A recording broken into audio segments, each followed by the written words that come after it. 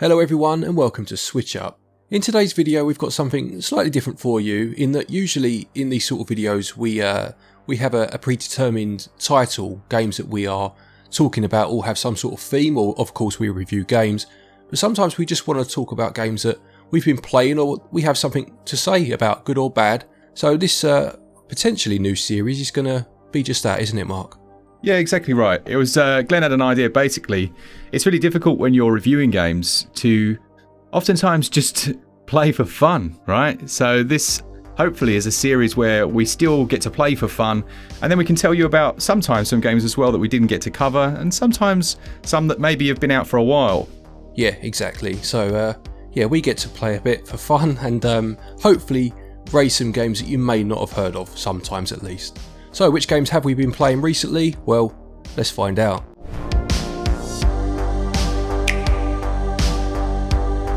Okay, first we're going to do 3 games each then. I should have said that at the start. Should we start with you, Mark? Which game have you been playing recently? Okay, yeah. I'm going to talk about, firstly, a game that everyone will know the title of, and it's Baldo. Do you remember Baldo? I do remember Baldo, yeah. Yeah, so when this came out, it looked amazing. It had all the hallmarks of potentially a great game, but it was a bit of a mess, wasn't it? Yeah, it was. It disappointed on release, to say the least, didn't it?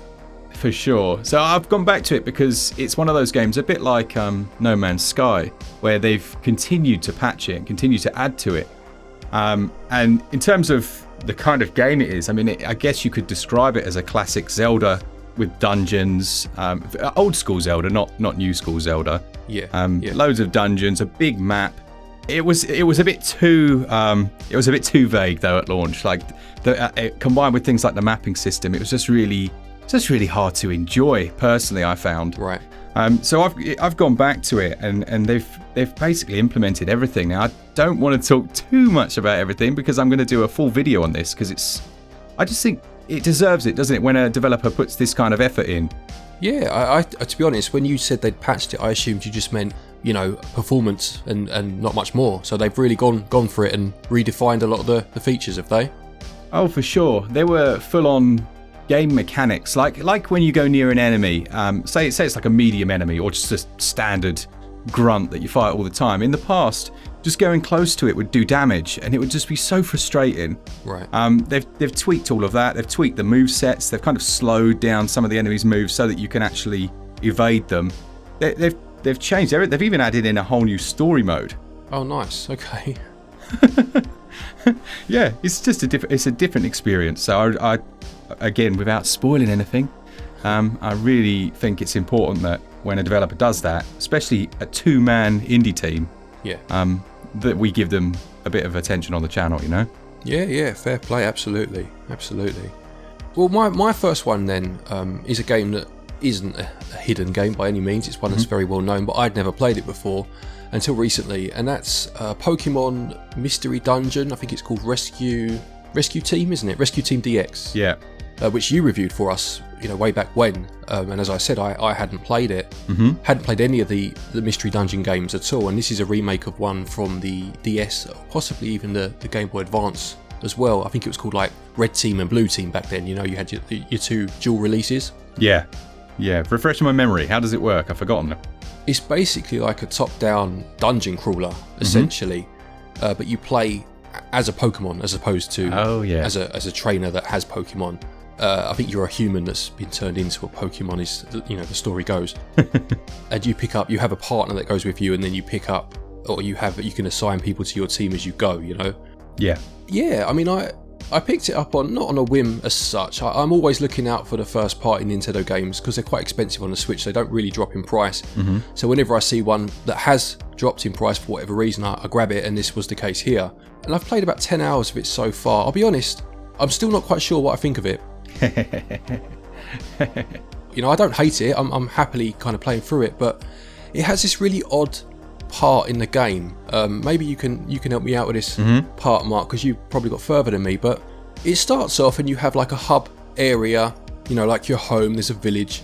Yeah. There's a shop. You know, pretty standard stuff. You can go and accept sub-quests and whatnot, and then you go into the dungeons themselves. But then there's this part where, you know, the story dictates that you can't do any of that anymore, and you're off and you have to go through these few dungeons, just you and your partner. It's very hard to get health pickups and whatnot. They become quite scarce. And I just like the game is just ramped up in difficulty all of a sudden. I really wasn't expecting it. Yeah, before that, it's pretty much just a standard, almost like not a grind, but you're doing the same things over and over. Yeah. And it takes a real turn. If you push through that, that's where I found it most enjoyable. After and slightly during, once you get to grips with that part. Yeah. But before that, I was a bit meh. Yeah. And I remember saying to you, I really don't like this game. Yeah.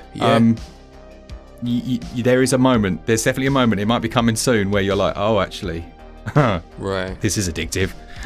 I mean, it's not that I dislike the jump up in difficulty. I mean, it's definitely a challenge, and I appreciate that. It was more so that the game, generally in games that have a moment like this, they usually say something along the lines of, "This is a point of no return. Do you want to save your game? Do you want to this? Do you want to that?" Do you know what I mean? Yeah. And if I'd known that there was a part like this coming, I'd have gone to the shop and stocked up on supplies, Yeah. And it just surprised me, I guess, that it took that turn in terms of being quite definitive and locking you out of being able to do that. Yeah, no, for sure. It gets a bit brutal. It does. You might be a bit frustrated. Yeah, it's not what I expected on that front, but like I say, I haven't given up on it. I'm enjoying it. It's I'm plodding along with it, and I love the art style. I have to say, it's got like that painted look to it in terms of the cutscenes and like the overworld. Like I say, it did take a while to warm up to it, but I'm getting there. I'm enjoying it. Cool, nice one. All right, well, this next one, I don't think you've played it, but you'll definitely know of it. Do you remember that Source of Madness game that came out a few weeks ago? I remember you talking about it. Yeah. Yeah, it's like side-scrolling roguelite. I know those words are getting a bit old hat now, but it just had something interesting about it. I've had maybe 1 or 2 hours, so not a great deal of time, but enough to build up a few thoughts on it. Right. The first one is it is creepy. It's really unnerving. I don't know. Have you seen it? Have you got a laptop near you or a phone? I do have, yeah. Yeah, have a little look at some screenshots of Source of Madness. Is it? Just because whenever I hear the word madness, I think of Lovecraft. Not that he's like copyrighted the term or anything. Yeah. Has he got that theme to it, I take it? It's definitely got a bit of that in it. Right. Definitely. Some of the things that you fight have that, like, I'm going to create a new word. Tentacular. Is that a word? Tentacular? I don't think so. No, not at all. You know what I mean, though, which is weird. They're like, they've got all these horrible tentacle-ridden creatures. Yeah, if it's got tentacles in, it's definitely from the Lovecraft storybook, shall we say. Yeah, so anyway, it's a side-scrolling roguelike that's got a similar system to some of the ones we've seen in things like Dead Cells, in that when you die, you can kind of see all of your, everything you've unlocked. But here, like, you just use the blood that you collected on your run to buy different upgrades. Okay. Well, you've got blood, and you've got something called, I don't even know if I can say it right, Evanstar? Okay. I don't know. But they're much more rare to get those, and they're the permanent upgrades across every class. Oh, I see. I'm with you, yeah. Yeah, so and I think you reviewed a game called Rogue Hero that this mechanic reminded me of. When you die, basically, at each run, you're playing as an actual person with, in air quotes, a bit of a backstory in terms of like a life, like where they're born and when they die. And when you die, it's like, it says your name and it says the amount of years you've lived and stuff like that. I thought that was pretty cool. Rogue Legacy, is that the one you mean? Rogue Legacy, that's the one I mean, yeah. Yeah, so I quite like that system. What I didn't like so much is, you won't see this from the photos, but it's a very smooth, very fluid game.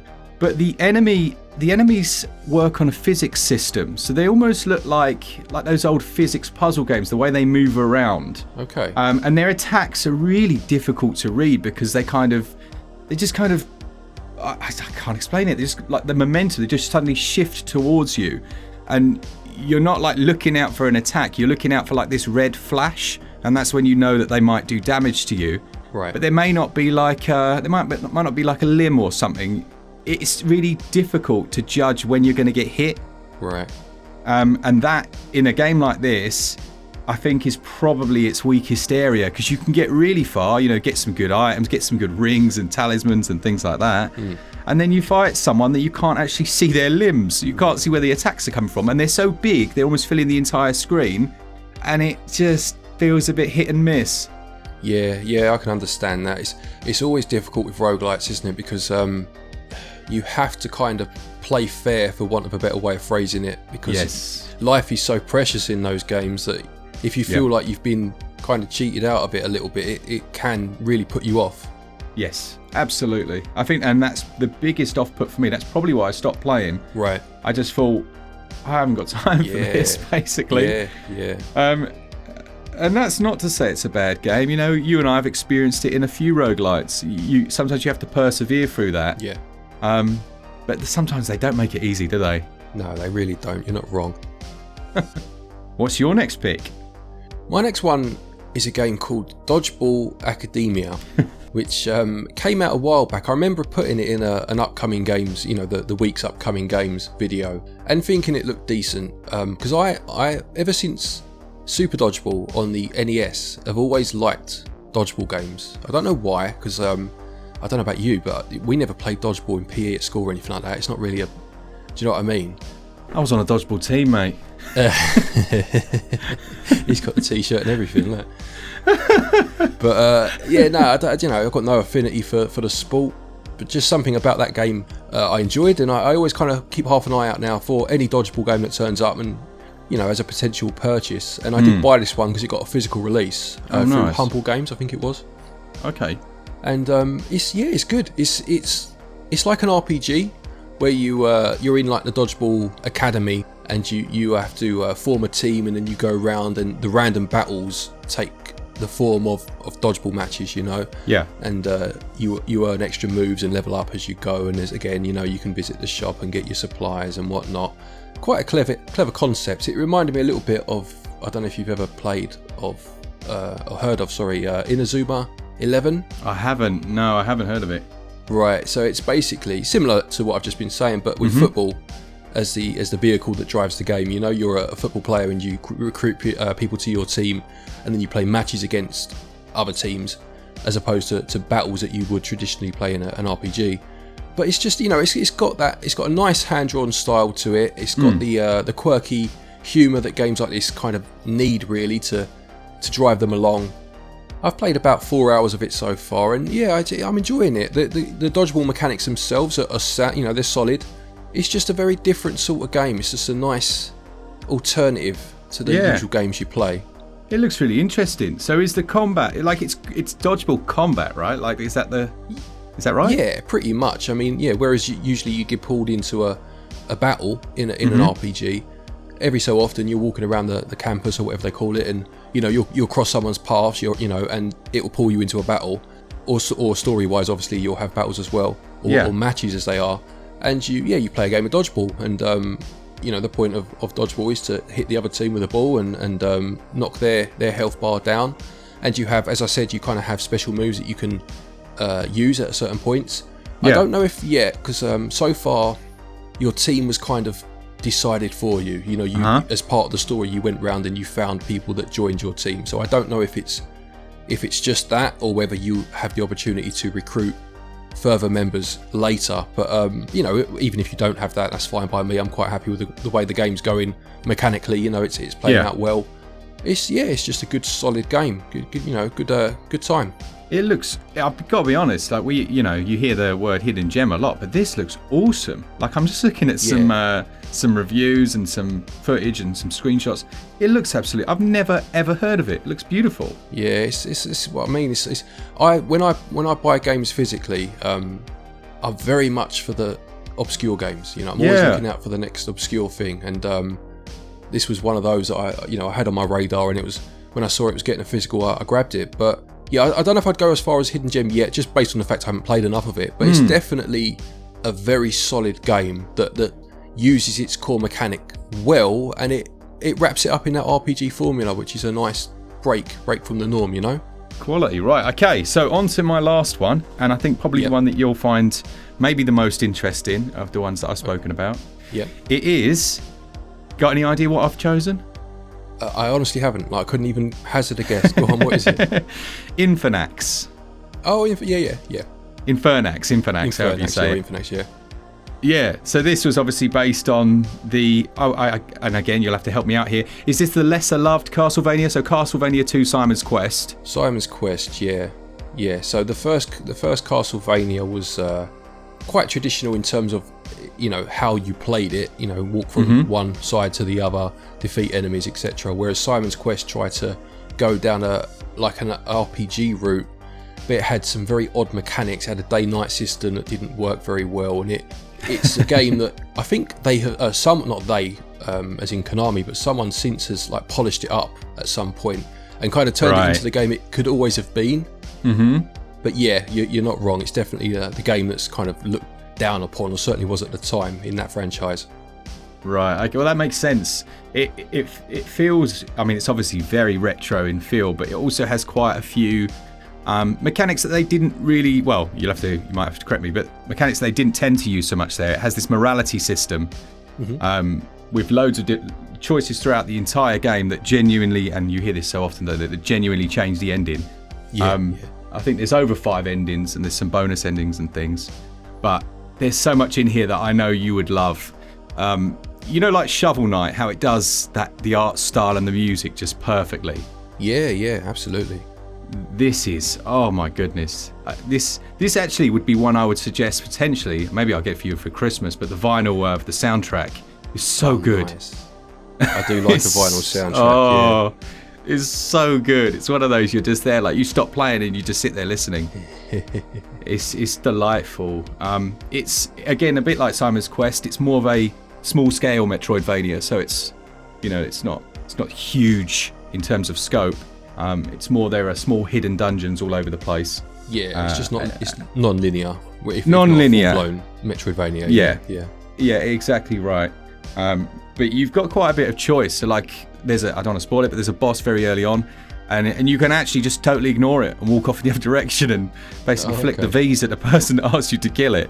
Obviously that'll affect your morality, but I do enjoy that, and it gives it this is really aimed at adults. As you boot the game up, it's like, look, this game's full of blood, guts, and gore. Right. If you're a child, run away. But if you're cool, keep playing. That's like, okay. Yeah, brilliant. I think you'd enjoy this. Is there a physical of this one, do you know? There is, yes. I'm pretty sure there is, yeah. Nice one to look out for then. Mate, yeah, add this to your list. Nice, yeah. Okay, well, my last one then. Bit of a blast from the past. I always have a game that I kind of play annually, that I've finished in the past and kind of have an annual playthrough of. And this time, it's Sly Spy. Okay. So Sly Spy is a game that came out in the arcades late 80s. I think it was 89 via Data East, who were a company that I have a lot of time for. I love Data East games. Now, I never played it in the arcades at all. I played it on the Commodore 64 when it released. I think it was like a year later. It was definitely the early 90s at least. And it's a run and gun, but it's not like a Metal Slug, for example. It's more like something like a Rolling Thunder. Okay. It's not quite as the movement is a little more stilted. Very difficult, like crazy hard. I mean, of course it's an arcade game, but there are just enemies everywhere being thrown at you from every which way, and you've got to be very quick with your reflexes to get anywhere. And I loved it on the Commodore 64. It's a complete and utter rip-off of James Bond. the very start of the game, like you're about to jump out of an aeroplane, and you have to choose your code number. A 3-digit code number. I wonder which number most people chose. You go along, and it's got an enemy early on. I think it's like level 2. That's basically Jaws, and then you have an enemy again later on that's Oddjob. I don't know how they didn't get sued. I really don't. But it's just such a good game. I love it. And what I do with these sort of games these days is I set myself a continues limit, a credit limit, which is 5. I limit myself to 5 credits and see how far I can get. And I think it's got 9 levels, 9 stages, and I can get to stage 6 on 5 credits. Ooh. And I can't get any further. So that's my goal, is to try and complete the game on 5 credits. I don't even know if I'm sure it's possible, but for me personally, I don't know if it's possible, because Oh, it's so hard. It gets so hard at times. It's unreal. Well, you've seen me play these types of games. 5 credits is going to get me about 5 meters. I can do the first 2 levels without dying, which is a start. But then it just gets mental. I mean, the level that I get to, the stage that I get to, you basically, it like descends down. You have to drop down. Yeah. And you can really see the arcade roots here, because I swear there's not a way sometimes of dropping down without getting hit, and that's where I start to lose all my health, Man. But I enjoy it. It's just a fun time. It's just a game I know very, very well. More so the Commodore game, like I said, but it doesn't matter. It's just got so much nostalgia, and I would love to see Midnight Resistance come to the Switch. Now that's a game I've played on the Commodore. Oh mate, what a good game! That's a great game. What a game that is. I used to be able to finish that game, complete that game on the Commodore, right? But it had this system where you got keys. So basically, I think the story was like your family had been kidnapped or something, whatever it was, and you got a key, and then you unlocked. At the end of stages, you unlocked weapons that you wanted for the next stage, Yeah. But at the end of the last stage, the keys were used to unlock your family members. Yeah. And I always used to get hit. There was like a ladder, I seem to remember, going way back in time now, like 30 years. There was a ladder right at the end with a helicopter. Yeah. And it always used to shoot me just as I was going up the ladder, and I'd lose all but one of my keys. And I could never get to the top without losing the keys. It was so annoying. Right, let me give you you'll like this. I'll give you a piece of trivia. You do like trivia. On. So do you remember RoboCop 2? Mm-hmm. So in RoboCop 2, in RoboCop 2, Officer Duffy gets pushed by RoboCop into the bad dude's arcade cabinet, and it had Sly Spy on it. Oh, yeah, I can believe that, because the home ports of Sly Spy and things like Bad Dude, the Data East games basically, were handled by Ocean. Yep. And Ocean also made the RoboCop games. So I'm assuming there was like a little agreement there or something, or just a little nod, Yeah, I love stuff like that though, right? Like when you're a kid, you would spot it, and your parent would be like, no, none the wiser. yeah, it's very cool. Nice one. Well, I think that's it, isn't it? Yeah, that's it. So it's a shorter video than usual in terms of these ones that we do. Just 3 games each, because we want to keep them interesting and be able to do it a bit more regularly, because to be honest, it's, as I said at the start, it's hard sometimes because you kind of pigeonhole yourself in terms of the games you can talk about because of the videos you're making, and sometimes we just want to talk about games with no kind of umbrella over them of what they're about or why, just games. So hopefully you'll enjoy this series and we can do it a bit more often. Yeah, exactly right. Let us know maybe 3 games in the comments that you guys have been playing as well. It's just as interesting for us, isn't it? See what everyone else is playing. Yeah, I say this in my physical games videos and things like that, and the backlog ones. I find it's just as interesting hearing what other people have finished or bought as I do, talking about what I've finished or bought. It's the best part of it, really. Yeah, absolutely. Yeah, great one. I enjoyed that. So yeah, thanks so much for watching, everyone. Thanks to our patrons. You guys are supporting us each and every month.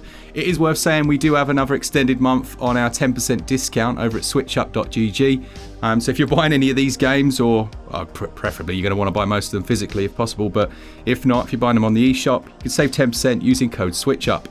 Yeah, absolutely. And if you are looking physically, there's also a link down there to Play Asia. Gets you 5% off your order as well. So again, it's just worth bearing in mind if you're looking to pick up any imports as well. Absolutely, yeah. So thanks for watching, and as always, for all things Switch all the time, keep it Switch up. Cheers, guys. See ya.